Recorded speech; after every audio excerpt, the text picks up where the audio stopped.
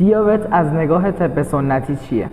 در طب سنتی دیابت بیشتر با غلبه سردی و خشکی، ضعف قوه کلیه و غلیظ شدن اخلاط مخصوصاً سودا شناخته میشه.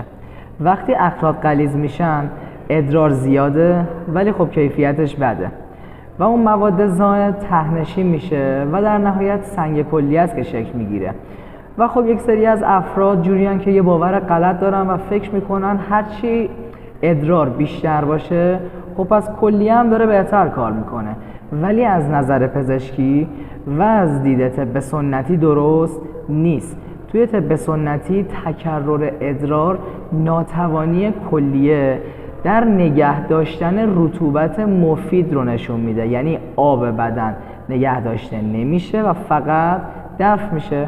برای همینه که تو دیابتی‌ها میبینیم آقا آب زیاد میخورن، زیاد حالا ادرار میکنن و تمام این مشکلات کلیوی رو درگیرش هستن. حالا شما هم اگه میخواین روند درمانتون رو شروع کنید و بیماریتون یک بار برای همیشه درمان بشه، فقط کافیه کلمه درمان رو برام کامنت بذارین، قبلش هم پیجمو با فالو داشته باشین که پیام براتون ارسال بشه.